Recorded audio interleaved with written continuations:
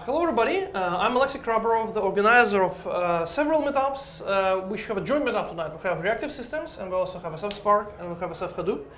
And here also have Michael Mahoney, who is on the faculty statistics at Berkeley. And so Michael gave an amazing talk at Startup ML about Spark versus MPI, which kind of, the question was, I was always wondering about, and Michael really kind of nailed it. So we invited him to give the talk here, and really happy to have you.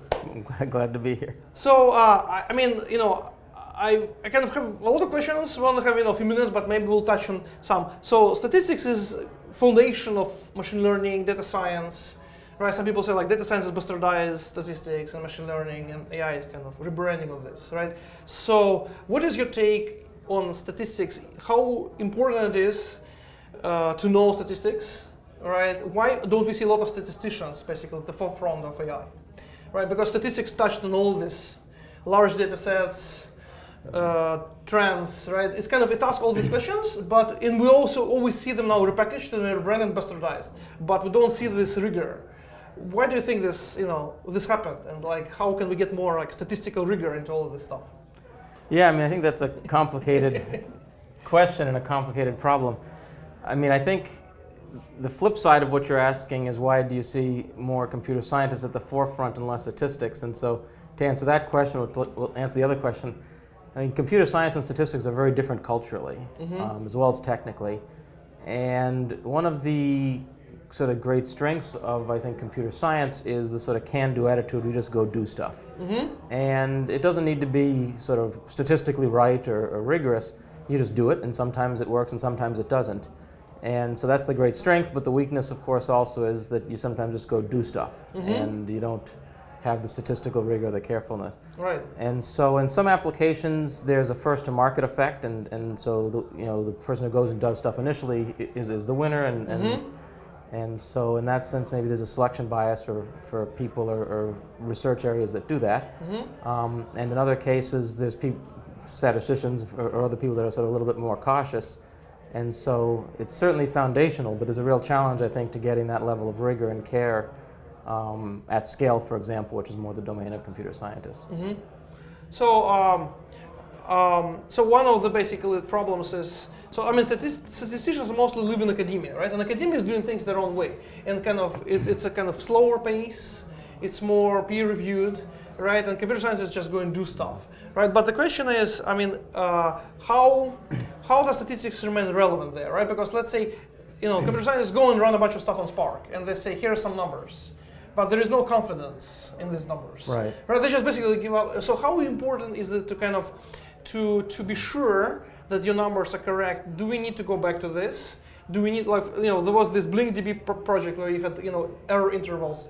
And I heard about it, then I don't hear about it anymore. So do you think this is important for us to kind of, when we get some numbers from machine learning, to kind of understand, or is it sufficient for for these numbers to work? Like, give you some ads, people click on the ads, they make enough money, it doesn't matter anymore, right? Like, right. They have a lot of clicks. Yeah, I mean, I think that depends strongly on the application area. I mean, one thing you said, statistics is sort of in academia, and I think there's a stronger bias. So I think there's a lot of statisticians not in academia, but sometimes they're in a biostatistics department, or sometimes they're in an econometrics department, or sometimes they're in industry. And so it's a little bit less cohesive or more diverse. And so you see them in a lot of different areas, but sometimes they'll call themselves biologists or economists. So you see methodology like this in a lot of different areas. And so I think that's one thing in terms of diversity. Now that doesn't address the second sort of question you had about is there value, or if there is, how do you integrate it into the sorts of computations that computer scientists regularly do? And I think in some cases the sort of level of statistical rigor that a statistician might bring to bear is less important, in the sense that, as I said, if you're first to market and you have some result, all you need to be is roughly right, and or not, but roughly right, and then you can figure it out later. Now there's downsides to that, and the statistician will be more careful about managing those downsides. But in certain types of environments, such as ad clicking, if you're roughly right, that's good enough. Right. On the other hand, there's a lot of large-scale data that's beyond getting people to click on ads, say personalized medicine, and you're not going to be very happy if you go to the doctor and he's roughly right. Correct. And you're roughly cured, but not completely. Correct. So I think as large-scale data problems go beyond social media and internet advertising to a range of other areas, you will see, and you are seeing now relative to 10 or 15 years ago, an increasing sort of emphasis or desire for some of these statistical rigor questions. So it sounds to me almost like this very simple way to stereotype this. It says statistics is small data, right? So R is the favorite tool of statisticians. This main problem is not scalable, right? And so there is a whole bunch of companies which want to put things on R, including Spark, right? R on cluster, right? On distributed. So would you say that it's kind of a good kind of rule of thumb that statisticians live in small data and computer scientists live in they can do big data? Yeah, I don't know what small or big is, and I was doing big data back before it was massive and before it was large. So you have these words. I mean, certainly if you look at at things with a longer history, statisticians were doing big data back in about 01. I'm talking 1801. Yes. Back when they were trying to figure out the orbit of comets and planets and so on, and developed the method of least squares, say. So in the 20th century, there was, I think, a de-emphasis on computation within statistics as computer scientists and scientific computing embraced it more aggressively. And so what you're seeing is a little bit of a manifestation of that. So R is oftentimes done at smaller scale, so that's true. On the other hand, R is a fabulous environment to do all sorts of computations in, and that's something that computer scientists largely haven't had, a nice environment. So you have MATLAB, which talks to the numerical analysis in certain scientific communities. Now you're seeing Python in an open source environment, but that's in some ways similar to R and the ecosystem R has, but in other ways very different. And so there's a scale issue, but there's a lot of things. I mean, modern computers, this computer sitting over here probably has, the version, if you go out and buy it yesterday and get the largest memory, has something on the order of a terabyte of data. Yes. That's an enormous amount of data. You'd be hard pressed to find problems where you really need to be larger than that. And so that's pretty large, small data if you're working on one machine. Yeah, this used to be called, this was big data. 10 years ago it was gigantic, right? More than the biggest big data. But I'm very curious. So you basically got into Spark, which a lot of statisticians don't do. So what prompted you, right? I would posit that you're different from most statisticians who stay in R. They may be using Spark a little bit, but like you really got into the hard questions of Spark. What prompted you to take a look at Spark? Yeah, so I may be a peculiar statistician. I'm a statistician who's actually never taken a class in statistics. And I also sit in the AMP lab in computer science. I'm a computer scientist who's never taken a class in computer science. All right. So not knowing what you don't know and what you shouldn't do maybe it makes it a little bit easier to just go and do stuff and figure stuff out. So we had been doing work in the theory of algorithms that had a very statistical flavor, having to do with randomized linear algebra, randomized matrix algorithms. And these algorithms, algorithms in this class of algorithms in randomized linear algebra solve least squares regression faster than Gaussian elimination. So the best worst case algorithm in existence for this is an algorithm for randomized linear algebra. If you want to do high quality numerical computations in PDE applications, partial differential equation applications, algorithms from this area done in low rank approximations, are the best algorithms in those areas. So we had done a lot of work on the theory, the sort of worst case computer science theory, but also on understanding the statistical properties of the algorithms on large data. By large, I mean 1/10 of a terabyte, so it fits on one machine, not obscenely large. Okay. And at some point, the question came, how, if at all, is this stuff relevant for a much larger scale? And there, the communication, computation questions are just very different. The types of problems you'd have are very different. The questions you might want to ask are very different. And so the question we had, I got to know some people at Lawrence Berkeley National Lab and Cray, and we decided to put together a project. We're motivated by some particular scientific questions. We wanted to ask the question, how would this class of algorithms, these randomized matrix algorithms, perform on terabyte and upscale? And what we quickly saw was that large scale means different things to different people. So if you're a database person or a computer scientist, large scale means go to a distributed data center and do Hadoop or MapReduce. If you're a scientific computer, you're saying, well, go find a supercomputer and do high quality numerical analysis. And there's an enormous disconnect between those two areas. People really talk past each other and fail to appreciate the subtleties and significance what the other side has to offer. And so what we tried to do is carve out a space there.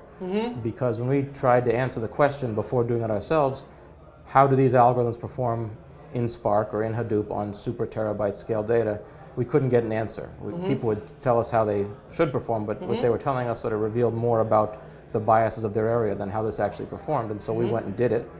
it was a non-trivial amount of effort to actually figure out how this would perform, but we asked the question for very particular motivating problems that weren't social media or internet advertising, because for there, you don't need extremely high quality linear algebra, basically because you just need to be roughly correct in your predictions. Yes. But for certain scientific applications, you just needed much higher quality answers, so you need to stress test the linear algebra more.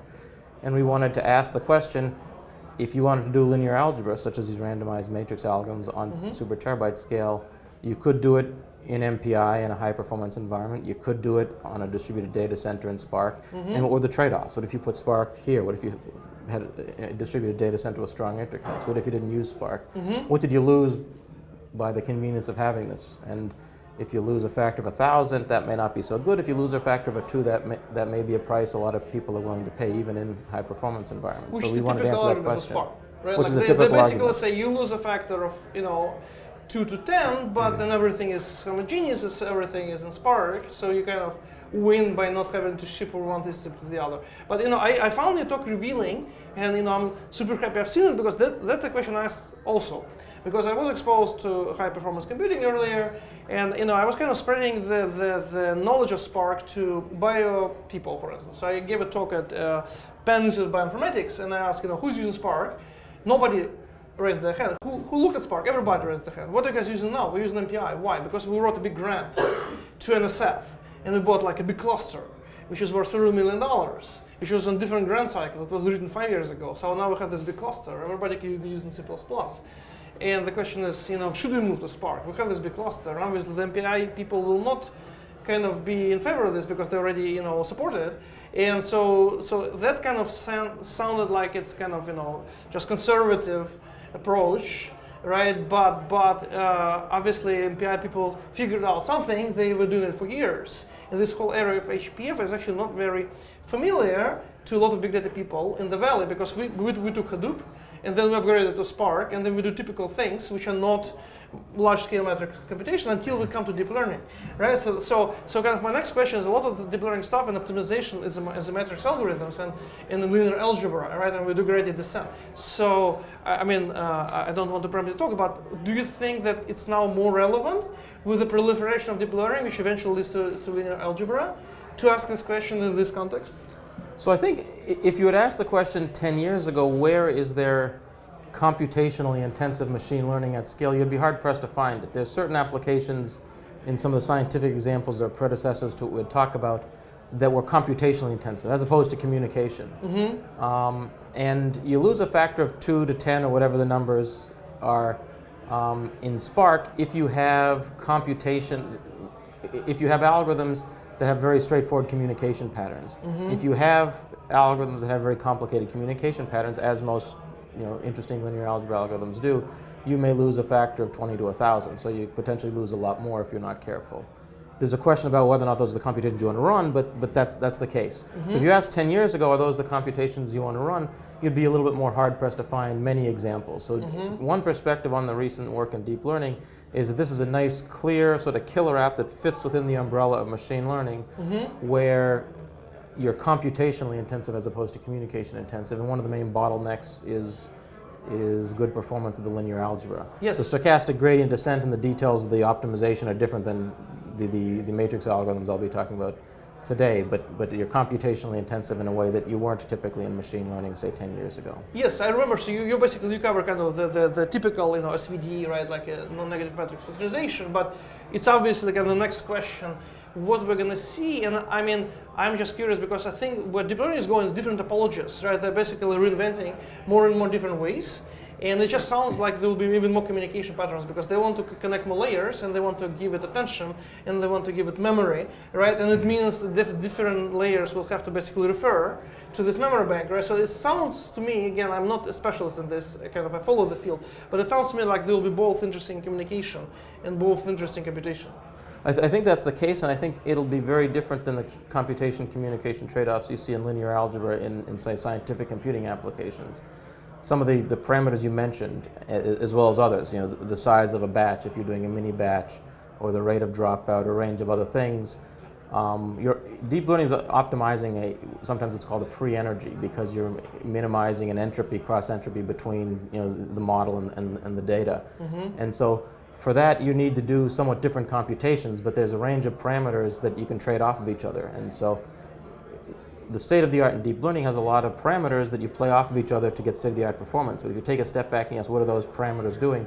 Those parameters are allowing you to optimize a penalty surface in ways that are very different than you'd see in more traditional machine learning applications. You just call say a convex black box, convex solver as a black box. This is actually more similar to certain types of computations that you see in scientific computing, Monte Carlo molecular dynamics computations that have very non-trivial communication computation trade-offs oftentimes. So it almost sounds like we'll need a follow-up talk from you about deep learning. So have me back in a year, and we're actually working on that. It's not as mature as what I'll talk about today, but have me back in a year, and maybe it'll be mature enough. Absolutely. So we'll claim dibs. When you're ready to talk about it, we'll have you at our meetup, so Spark back and hear about it. Sounds good. Thank you very much, Michael. Looking forward to your talk. Thanks for being here. Yeah, appreciate it.